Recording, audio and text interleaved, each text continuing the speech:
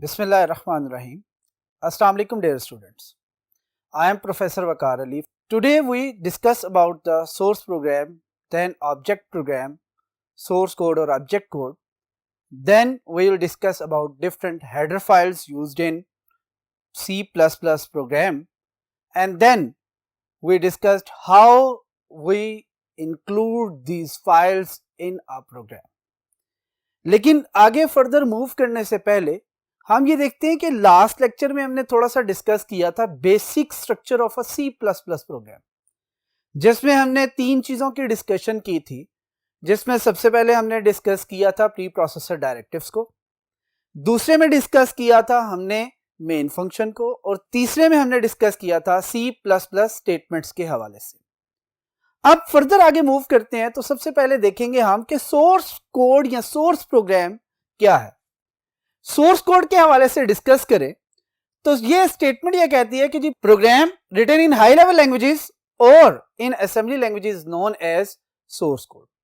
इसका मतलब यहां पर यह है कि प्रोग्रामर जो है वो जो भी प्रोग्राम राइट करता है, वो चाहे असेंबली लैंग्वेज में हो, वो चाहे आपकी किसी भी हाई लेवल लैंग्वेज में हो, वो चाहे सी में हो, C++ में हो, वो तमाम का तमाम प्रोग्राम जब एडिटर पे टाइप किया जाता है, जो कि टर्बो सी या बोल्डेंट सी की आपकी आईडीई है, उसके ऊपर जब टाइप करेंगे तो वो जो प्रोग्राम आपका होगा वो आपका क्या कहलाएगा, सोर्स कोड। अब सोर्स कोड के हवाले से डिस्कशन करें तो क्या लिखता है, कहता है these are created by the programmer, यानी कि ये प्रोग्राम या ये कोड वो है जो कि कौन बना रहा होता है, प्रोग्रामर, जो कि प्रोग्राम डिजाइन कर रहा है, जो प्रोग्राम क्रिएट कर रहा है यूजिंग सम प्रोग्रामिंग लैंग्वेजेस। अब वो प्रोग्रामिंग लैंग्वेजेस की बात हम कर चुके हैं लास्ट लेक्चर में, जिसमें हमने डिस्कस किया था कि जी हाई लेवल लैंग्वेजेस भी आप इस्तेमाल कर सकते हैं प्रोग्रामिंग में, और लो लेवल लैंग्वेजेस में भी, और लो लेवल लैंग्वेजेस में भी हमने असेंबली लैंग्वेज की बात की थी। हम बात करते हैं कि ये जो आपका सोर्स कोड है ये कौन डिजाइन कर रहा है, ये बेसिकली आपका प्रोग्रामर डिजाइन कर रहा है। अगर ये प्रोग्रामर डिजाइन कर रहा है तो प्रोग्रामर एक ह्यूमन बीइंग है, लिहाजा इसे ह्यूमन के लिए रीड करना बहुत ज्यादा आसान है, यानी कि इजीली ह्यूमन बीइंग इसे रीड कर सकती है। हाँ, इसकी अंडरस्टैंडिंग के हवाले से जो है वो डिफरेंट राय हो सकती है कि अगर तो प्रोग्रामर है वो तो उसे इजीली अंडरस्टैंड कर सकता है, लेकिन अगर कोई नॉन प्रोग्रामर है, कोई लेमैन है कंप्यूटर के हवाले से या प्रोग्रामिंग के हवाले से, वो अगर इसे रीड करना चाहेगा तो वर्ड्स तो इजीली रीड आउट कर लेगा, लेकिन जो इसका पर्पस है, जो इसका थीम है, जो इसकी वर्किंग है, उसके बारे में वो जो है उसको अंडरस्टैंड नहीं कर पाएगा। अब बात करते हैं ऑब्जेक्ट कोड वाले से। अब कहते हैं ऑब्जेक्ट कोड क्या है। यहां पर अगर देखें तो हमें नजर आएगा कि translated code that is in machine understandable form, कहता है वो कोड जो कि अब ट्रांसलेट हो चुका है। लेकिन याद रखिए, हम लास्ट लेक्चर में ये भी डिस्कस कर चुके हैं, हम जब भी कभी भी कोई प्रोग्राम हाई लेवल लैंग्वेज और असेंबली लैंग्वेज में लिखेंगे तो उसे मशीन को अंडरस्टैंड करने से पहले या मशीन को अंडरस्टैंड करने के लिए किसी ना किसी ट्रांसलेटर की जरूरत होगी। अब यहां पर हम ये बात कर चुके हैं कि जी लैंग्वेज ट्रांसलेटर आपका असेंबलर यूज किया जाएगा असेंबली लैंग्वेज के लिए, इंटरप्रेटर या कंपाइलर यूज किया जाएगा हाई लेवल लैंग्वेज के लिए। क्योंकि हम अपने तमाम के तमाम प्रोग्राम C++ लैंग्वेज में देखेंगे, इसलिए यहां पर हम जितनी भी डिस्कशन करेंगे वो कंपाइलर के हवाले से करेंगे। इट मींस हमारी जितने भी कोड की कन्वर्जन है या ट्रांसलेशन है वो सारी की सारी किससे हो रही होगी, कंपाइलर से। अब यहां पे जब उसने लिखा है कि जी ट्रांसलेटेड कोड, तो इसका मतलब है वो कोड बेसिकली किसने ट्रांसलेट किया होगा, आपके C++ के कंपाइलर ने। इसलिए यहां पर क्या कह रहा है कि जी वो कोड जो कि कन्वर्ट होने के बाद, ट्रांसलेट होने के बाद मशीन अंडरस्टैंडेबल फॉर्म में आ चुका है, वो आपका क्या कहलाएगा, वो कहलाएगा आपका ऑब्जेक्ट कोड। अब ऑब्जेक्ट कोड के बारे में वो क्या कहता है, ये कौन कन्वर्ट करता है या कौन क्रिएट करता है, तो डायरेक्टली यहां पे समझ आ जाता है कि जी कंपाइलर कर रहा है। और तीसरी बात, जो आपका ऑब्जेक्ट कोड कन्वर्ट हो चुका है ये मशीन अंडरस्टैंडेबल फॉर्म में, अगर मशीन अंडरस्टैंडेबल फॉर्म में है तो इसका मतलब है कि ह्यूमन बीइंग उसे कभी भी डायरेक्टली अंडरस्टैंड नहीं कर सकती। डियर स्टूडेंट, अब इससे आगे हम मूव करते हैं नेक्स्ट बोर्ड की तरफ। जी डियर स्टूडेंट्स, अब हम डिस्कस करते हैं हेडर फाइल को। हेडर फाइल्स क्या हैं? कहते हैं इनको हम लाइब्रेरी फाइल्स भी कहते हैं। समटाइम इनके लिए जो वर्ड लाइब्रेरी फाइल भी यूज किए जाते हैं और समटाइम हम इन्हें स्टैंडर्ड लाइब्रेरी फाइल्स भी कहते हैं। ये बेसिकली क्या कर रही होती हैं? कहते हैं कुछ ना कुछ इंफॉर्मेशन को कंटेन कर रही होती हैं और वो इंफॉर्मेशन जो कि आपके प्रोग्राम को जरूरत होती है during execution of the program और during compilation of the program. जब भी हम प्रोग्राम को कंपाइल करते हैं या फिर उसको एग्जीक्यूट करते हैं तो क्या होता है कि जी वो चीजें जो कि हम बिल्ट इन इस्तेमाल कर रहे होते हैं वो सारी की सारी कहां से लेकर आ रहा होता है? वो आपकी लाइब्रेरी फाइल्स या हेडर फाइल से लेकर आ रहा होता है और उनको आपके प्रोग्राम के अंदर क्या करता है? यूज करता है ताकि आपका प्रोग्राम इजीली एग्जीक्यूट हो सके और कंपाइल हो सके।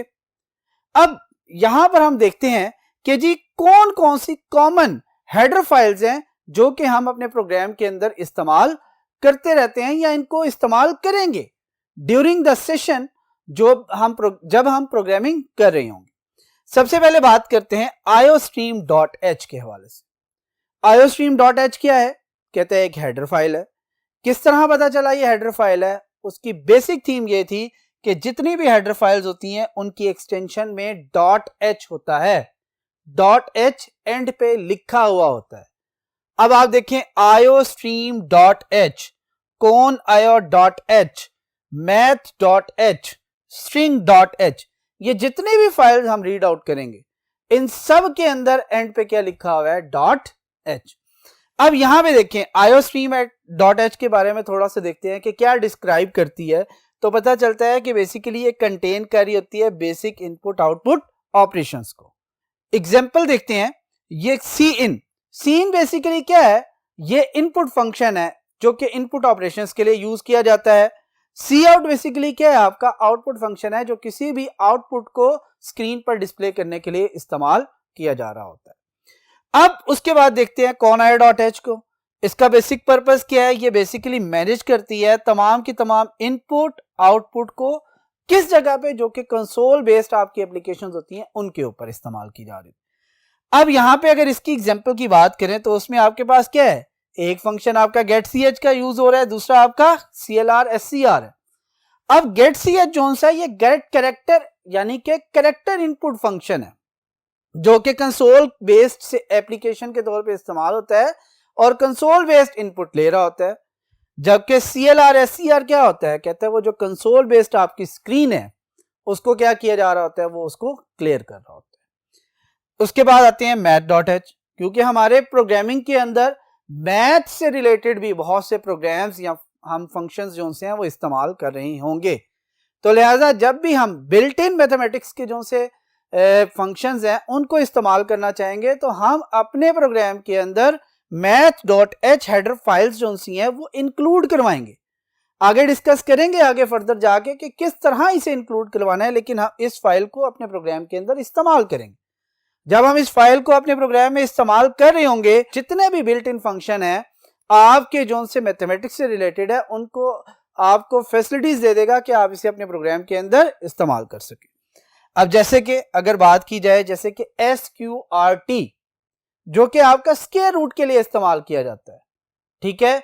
ये आपको जो भी नंबर आप देंगे जो कि पॉजिटिव नंबर होगा उन सब के अगेंस्ट आपको उसका स्क्वायर रूट फाइंड करके रिटर्न कर देगा।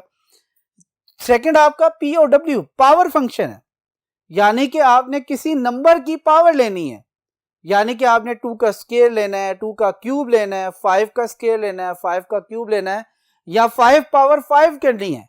तो कहता है इसको कैलकुलेट करने के लिए आपको एक अलग प्रोग्राम या फंक्शन बनाने की जरूरत नहीं है, बल्कि आप क्या कर सकते हैं कि आप सिर्फ और सिर्फ बिल्ट इन फंक्शन को यूज करते हुए आप उसको कैलकुलेट करके उसके रिजल्ट्स को डिस्प्ले कर सकते हैं या जहां भी प्रोग्राम में इसे यूज करना चाहें इस्तेमाल कर सकते हैं। उसके बाद हम बात करते हैं स्ट्रिंग। कहता है प्रोग्राम के अंदर स्ट्रिंग का भी बहुत बड़ा रोल होगा। स्ट्रिंग का बेसिक पर्पस क्या होगा कि हम स्ट्रिंग के ऊपर डिफरेंट ऑपरेशंस परफॉर्म कर सकेंगे, स्ट्रिंग मैनिपुलेशन फंक्शंस जिनको हम कहते हैं, जिसमें सबसे पहले हम बात करेंगे strcpy। स्ट्रिंग कॉपी के लिए यूज किया जाता है, यानी कि अगर हम एक स्ट्रिंग पूरी को दूसरी स्ट्रिंग के अंदर कॉपी करना चाह रहे हैं तो हम कौन सा फंक्शन यूज करेंगे, strcpy को। और अगर हम दो स्ट्रिंग्स को आपस में ज्वाइन करना चाह रहे हैं तो हम क्या करते हैं, स्ट्रिंग कैट का फंक्शन यूज कर सकते हैं। इसके अलावा भी बहुत से फंक्शन जो से हैं स्ट्रिंग के अंदर, string.h हेडर फाइल के अंदर, जैसे कि स्ट्रिंग कंपेयर है, स्ट्रिंग कॉपी है, स्ट्रिंग लेंथ है, ये तमाम के तमाम फंक्शन जो से हम अपने प्रोग्राम्स के अंदर इस्तेमाल कर रहे होंगे। होप सो कि आपको यहां तक जो है क्लियर हो चुका होगा। अब हम जो है नेक्स्ट बोर्ड की तरफ मूव करते हैं।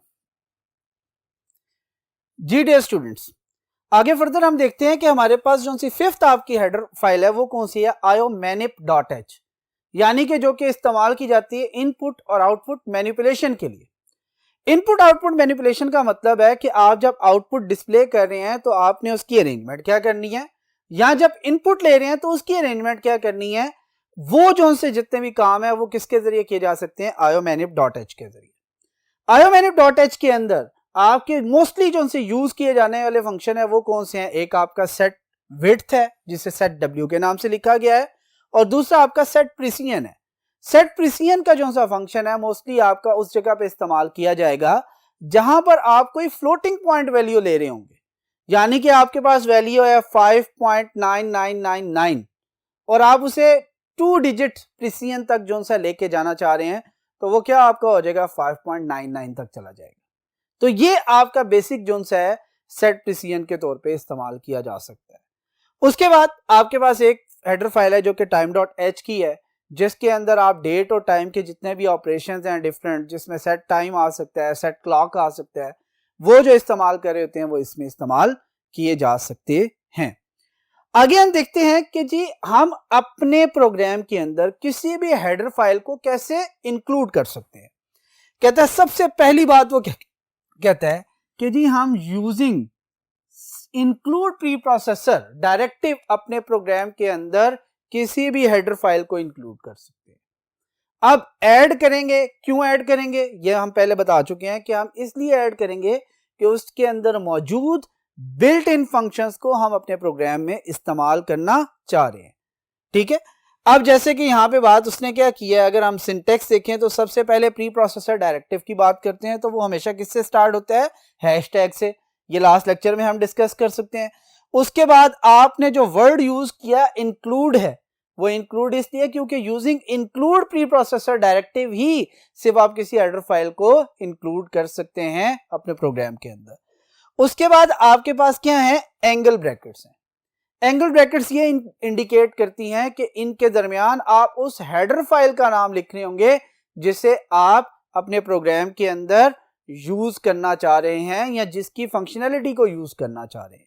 जैसे कि यहां पे लिखा हुआ है एंगल ब्रैकेट्स के दरमियान हेडर फाइल, याद रखिएगा हेडर फाइल का मतलब है कंप्लीट हेडर फाइल का नेम।